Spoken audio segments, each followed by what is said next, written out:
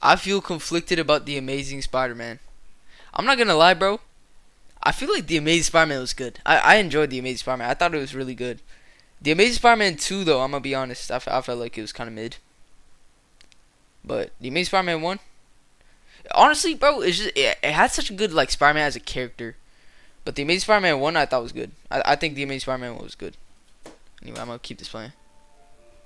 I remember The Amazing Spider-Man coming out in 2012. I was in middle school at the time, and as I've covered before, I loved Spider-Man. So I was understandably very excited to see him on the big screen again. I watched that first trailer just about a million times. It looked so cool to me.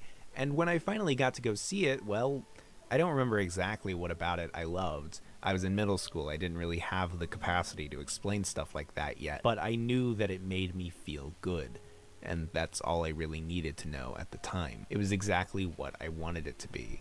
It was Spider-Man.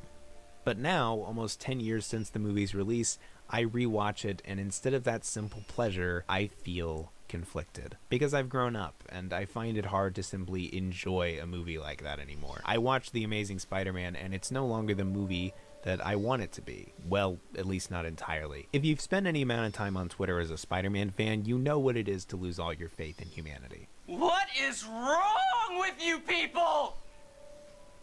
Huh? I thought you were supposed to be friends! Legitimately, they are having arguments over there about the eyes on the mask and are treating it like it's the end of the goddamn world. Any given interpretation of a character either gets embraced or shot down based less on what's there and more on what's not. What pieces are missing from this version of the character. And there's very little room for anything in between total adoration or abject hatred. And while arguments abound about whether the Raimi movies or the MCU movies are the best, talk about The Amazing Spider-Man is pretty scarce. It's this awkward middle child, and anyone who I feel like I've heard more people say they like the Amazing Spider-Man more than like the MCU, the Tom Holland Spider-Man. I think all of them are good, to be honest, but I think the Amazing Spider-Man 1, like the Amazing Spider-Man 2, I don't know. I thought it was just alright, but the Amazing Spider-Man 1 I thought was good. Personally, I like the Tobey Maguire ones. That's like for me, yeah, Tobey Maguire ones. Those ones they're just good. They're just really good. They're really good.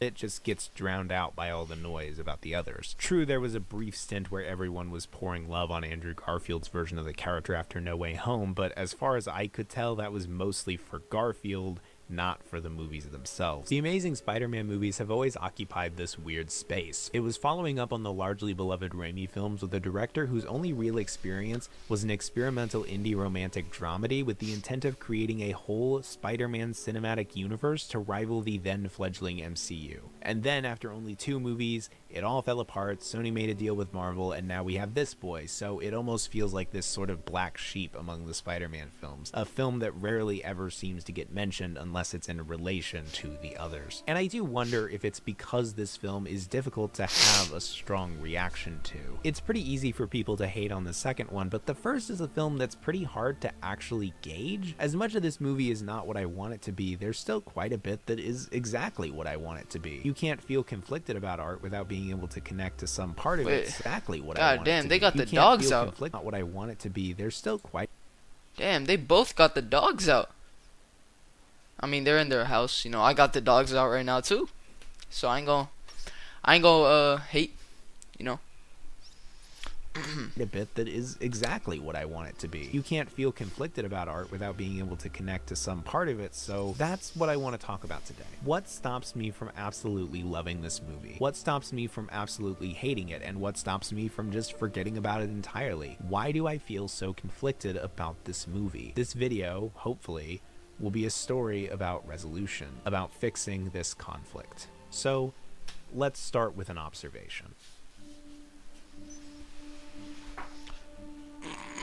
The Amazing Spider-Man is the beginning half of one movie and the end half of a completely different movie. I'm talking right down the center, almost exactly half. And upon rewatching the film, I found myself really loving the first half. The first movie we get is one about growing up, about first love, about learning who you are and what you care about. It's a movie about a boy with this missing piece, his missing father, who has become defined by that missing piece. Really, it's a coming-of-age character drama more than anything else. It's moments like this where the awkward atmosphere of a father trying to have a serious talk with his son is captured perfectly as both sides feel a nervousness about what the other might say. It's moments like this where two people who really like each other are having a hard time communicating their feelings, yet it doesn't hinder the natural chemistry that's already there. And it's moments like this where we see a very authentic family argument between three people on three completely different emotional pages. But probably my favorite part of this first half is the way it handles one particular element of the Spider-Man origin: Peter's grief.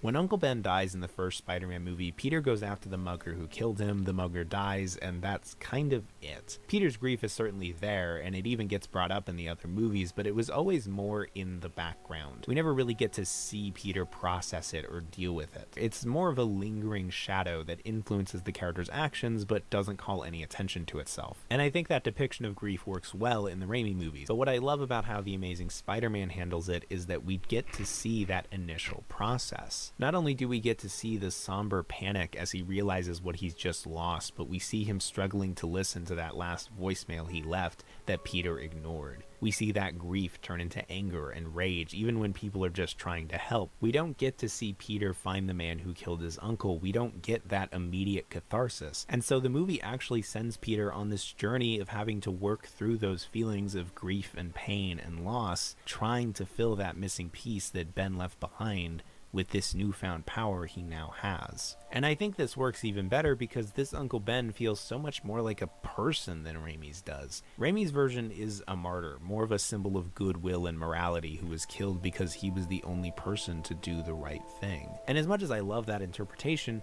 we don't really get to know him all that well beyond that. But Webb's Uncle Ben is probably my favorite on-screen Ben we've gotten, because he feels like a human being first and a motivation for Peter second. He's a hard worker, he has a good sense of humor, he gets upset with Peter when he messes up. All of this to say that The Amazing Spider-Man wanted to make these characters feel real, wanted to bring an authenticity to them that could enable those more complex emotions and internal struggles. That's what defines this first half of the movie. But throughout this first half, in the background, there are these elements that remind you that you're watching a superhero movie. These bits of weird science and superpowers. But they remain firmly seated in the background of the narrative, many of them being more means for that character drama to do its work. But then something happens, and this movie in the first half gets replaced by a completely different movie. And I can actually pinpoint the precise moment it shifts, and it's right here. Spider-Man. After this moment, the movie becomes something else entirely. It becomes a typical superhero movie. Kurt Connors shoots up heroin or something, and now he wants to turn everyone into lizards because lizards are better than humans, I guess. For a movie that has this, and this, and this, and this is so surprisingly comic booky. Just a hop, skip, and a jump away from the Joker trying to poison the water supply. Its focus shifts from these wonderful character interactions to CGI-laden fight scenes and, admittedly, the best Stan Lee cameo. It's only like this in the second half, leaving all the first half's character drama to recede into the background where all this weird science shit was before. It's a whole movie made out of two halves of two different movies. Almost like they made two movies, lost the first half of the second one and the second half of the first one, and then just smooshed the two halves together. But I know that's not what they did, because for one thing, that would be ridiculous. But for another thing, there's actually a third movie here. One that actually does help in many ways to bridge the gap between these two halves and make the second half feel much more like a natural progression of the first. And it's a movie that can only be found in the deleted scenes.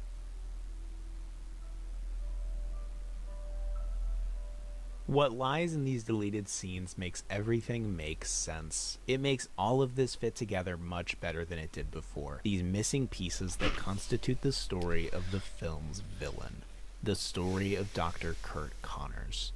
the Lizard. There are a total of 11 deleted scenes on the Blu-ray, and out of those, 5 of them are vital to the development of Connors and his relationship with Peter, and of those 5, 4 of them would take place in the second half of the movie. And these are the scenes that would have kept the character drama at the center of the film. It just would have shifted the focus. Because the second half is all about the Lizard and his plan, and so if his character feels underdeveloped, so too does that part of the movie. And these scenes at least help to take Connors from a cartoon with the vaguest of motives to a fully fleshed out character whose actions are entrenched in an idea that is critical to this film's themes. There's 3 of these scenes I want to talk about specifically, because I think these 3 scenes are the ones that most exemplify what exactly the movie is missing without them. Starting with the scene that the Blu-ray titles Top to Bottom Part 2. It's a small, simple scene. It is basically a minute and a half of Connors having a mental breakdown in the sewers in a not dissimilar way to Norman Osborn in the first Raimi movie. Chris Ifans chews the shit out of the scenery as he goes from shaking and fretting about Peter to admiring his own newfound power.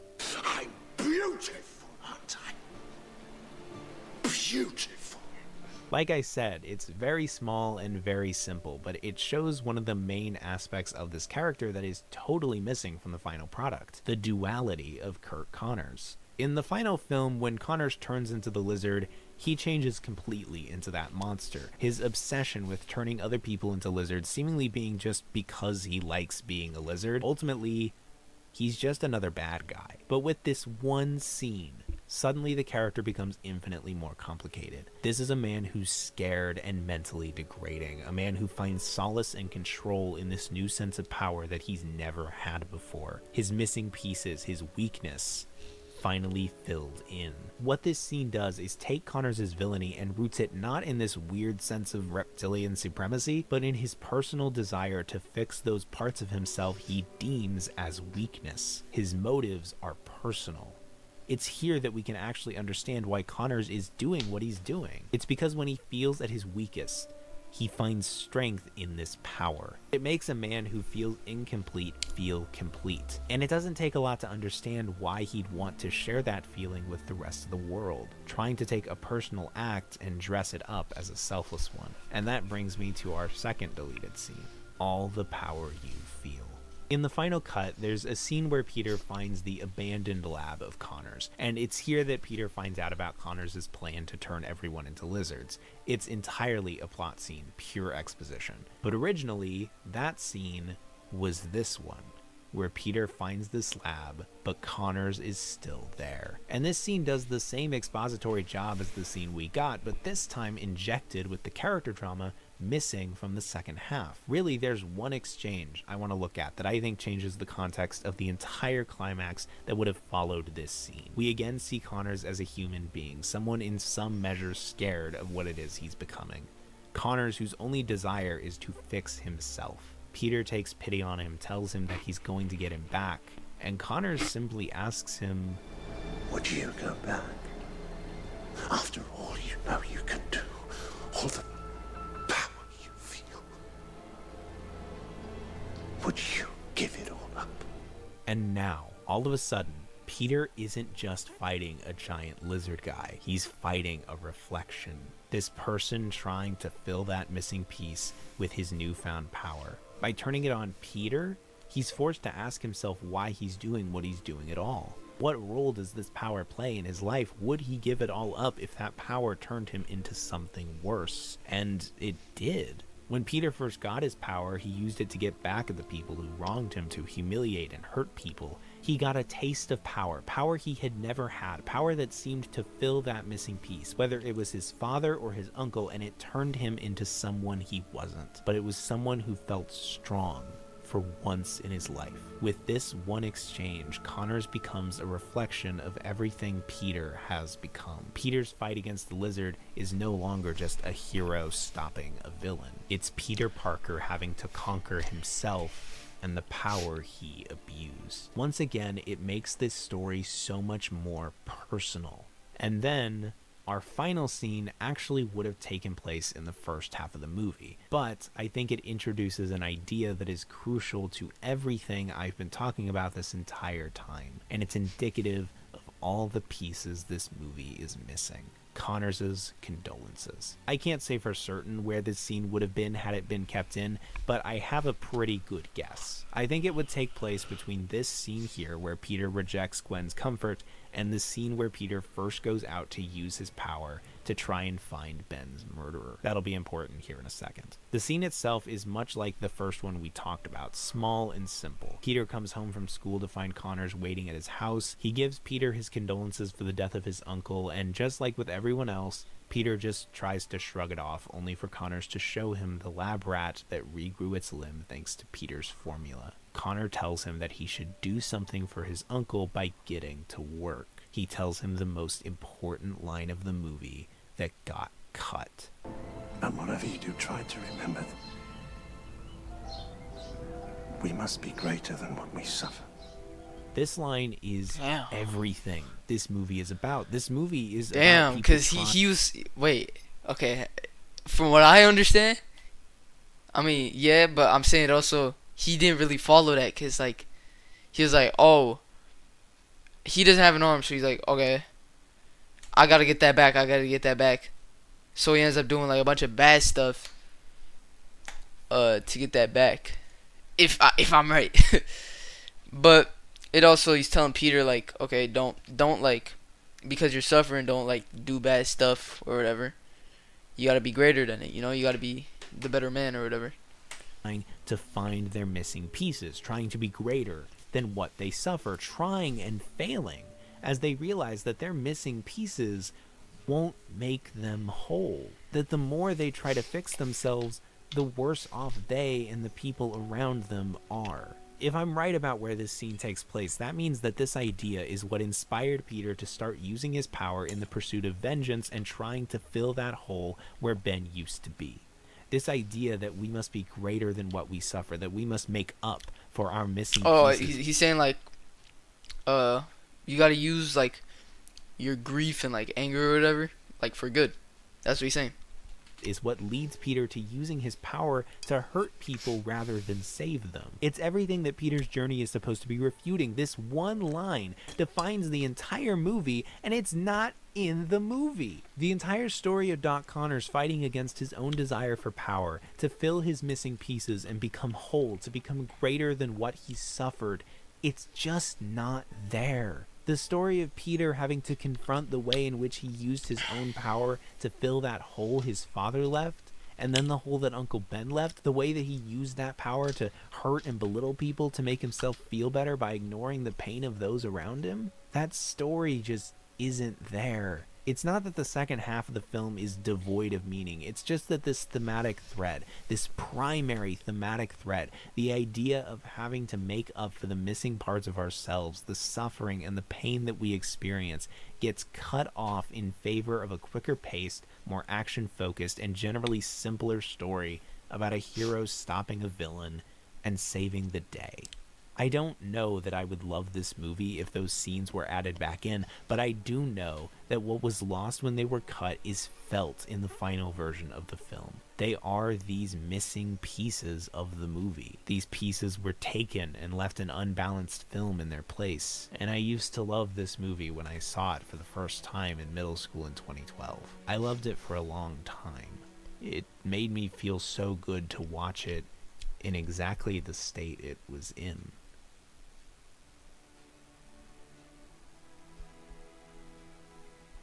Connors' main conceit throughout the entire film but does he is talk that about, he wants like, to both create movies? a world Nah, I think he just talks without about one. weakness. A world where all people are equal and no one must suffer. Where all missing pieces are filled. No one has a missing arm. No one has a missing father. No one feels powerless or alone. Everyone is greater than what they suffer. And the entire movie, even in its unbalanced state, is about that. There's a scene that remained in the movie through everything, a scene that is still a part of this movie. In the second half of the film, near the end, just after Captain Stacy lets Peter go, Peter gets shot in the leg as he's swinging away, and it's immediately apparent that he's struggling because of this limiting factor as he tries to make his way to Oscorp to stop Connors. It's not certain that he'll even be able to make it, that as much as he continues to push forward and try, he won't be able to make up for this. But then, the man whose kid he saved on the bridge, the man he told at that shifting point, Spider-Man. sees Peter struggling and chooses to do what he can to help, using his connections to form a straight line of cranes for him to swing from towards Oscorp. And Peter goes, leaning on the help of others to get him where he needs to be. It's probably one of my favorite Spider-Man movie moments, the music blaring alongside exhilarating camera movements, this heroic moment that isn't the hero growing stronger or being better or running just a little bit faster, but choosing to lean on others instead of trying to do it all alone. Here is the idea that filling our missing pieces. Yo, this Story Street guy, the one that's making this video, yo, he gotta make a movie or something, bro. I feel like this dude would go crazy, bro. The way he's like talking about these movies and stuff, bro. Whew. I just got done watching that Sam Raimi video before, bro. It's like, damn, I was genuinely locked in on it, bro. Yo, this dude makes such good videos, bro. Us whole. What makes us whole is other people. What gets us through is other people. Not the ones that tell us to get to work to make up for our weakness, but the ones who meet us where we are, accept us as we are, and who are there for us when we need them. Even with all these missing pieces, that idea is still there. The idea that a world without weakness is impossible. While I'm tempted to say that the reason I'm conflicted about this movie is because I've just grown older and smarter, and I know better now what makes a good or bad film, I simply don't think that's true. When I was in middle school in 2012, this movie gave me exactly what I wanted it to give me. A story about Spider-Man overcoming adversity to defeat a villain and save the day. A story about a kid who sat in the back of class with his head resting on his arms, becoming the hero that everyone around him needed him to be. I saw myself in this movie. I saw what I wanted to be, and it made me feel good. But when I watch it now as an adult, I'm stuck in this internal conflict, this desire to better myself, to become the person I've always wanted to be, fighting against the desire to accept myself as I am. And I've always looked to stories, in whatever form they come in, to resolve those kinds of conflicts in myself. They've always been a means for me to understand a world I didn't really understand. People make more sense in movies. Life makes more sense in a video game. But this conflict was always so much harder because it just felt like a complete contradiction. How do I accept myself as I am if I have to acknowledge there's something missing, that I am in some way broken or wrong? Now I look at this movie of missing pieces. I see a movie that isn't what I need it to be anymore. I see a movie that fails, but I also see a movie that tried. I see a movie that still shows signs of what it wanted to be. I see a movie that a lot of people still love. Even if not everybody, even if not most people. But there are people who take it as it is because it's what they need it to be right now. And maybe it's not what I need it to be anymore. Maybe it's not even what I want it to be. But maybe that's okay. I'm gonna lie, here's how I feel about this movie. I feel like this movie could be better, right? But I think it's still a really good movie. I think it's still a good movie. I think it's still a good movie.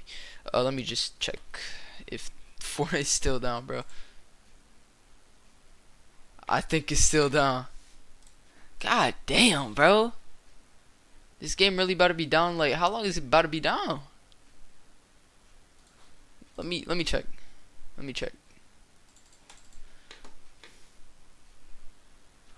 Yo, bro. Is it really still down, bro? It's about to be down the whole day, bro. Alright. I know things have been difficult lately, and I'm sorry about that. I think I know what you're feeling. Ever since you were a little boy, you've been living with so many unresolved things. Well, take it from an old man. Those things send us down a road. They make us who we are. Art changes based on who's seeing it. Art changes based on when they see it. Art changes based on the environment that they see it in. Art is as malleable, as complex, as prone to failure and not being what we want it to be as humanity itself. Art has no meaning other than what we give it. It relies on people, on their perspectives. Art is a reflection of the people who make it, the environment it was created in, and the people who get to experience it. It's a means of communication. At its most basic level, it is one person telling another person, "This is how I feel." And when rendered in such crisp simplicity, art becomes not something to be judged, but something to be heard, something to be understood. It's hard to be understanding with art when it doesn't fit our notion of what it's supposed to be, just like it's hard to be understanding with ourselves when we aren't what we want to be. And it's even harder to accept something's missing pieces when those missing pieces are exactly what stands in the way of that something being what we need. But filling our missing pieces won't make us whole. What makes us whole is accepting that those missing pieces, those things and people that we've lost, or those things we've always wanted but can never have, are a part of us. What you suffer is a part of who you are. We are only made whole, not when we're trying to make up for our missing pieces, but when we allow ourselves to lean on the people who love us as we are, missing pieces and all. I don't pretend to know what this movie is to the people who love it, because unfortunately, I'm not one of those people. I'm not that kid sitting in the back of class anymore. So for now, at least, I still feel conflicted about this movie. But those missing pieces make it what it is. If you put those scenes back in, maybe I'd get a movie that I love more. Maybe I'd get something that I need, but I know that it wouldn't be the same movie. And a part of accepting myself as I am is accepting others as they are and realizing that what I need may not be what they need. What I respond to may not be what they respond to, and that's okay. Because if someone can find a sense of connection where I can't, who am I to tell them that they're wrong? Perhaps this was never a story about resolution. Perhaps it was a story about acceptance. Art is humanity's way of trying to explore and understand itself. And just like humanity, it isn't about what's good or bad. It's not about determining what does or doesn't have value. It's about knowing and accepting those missing pieces. It's about knowing and accepting who we are. God damn, bro. This dude makes some good videos, bro. Genuinely. This dude is Story Street. This channel, Story Street, makes really good videos from the two I just watched. And yeah, that's that.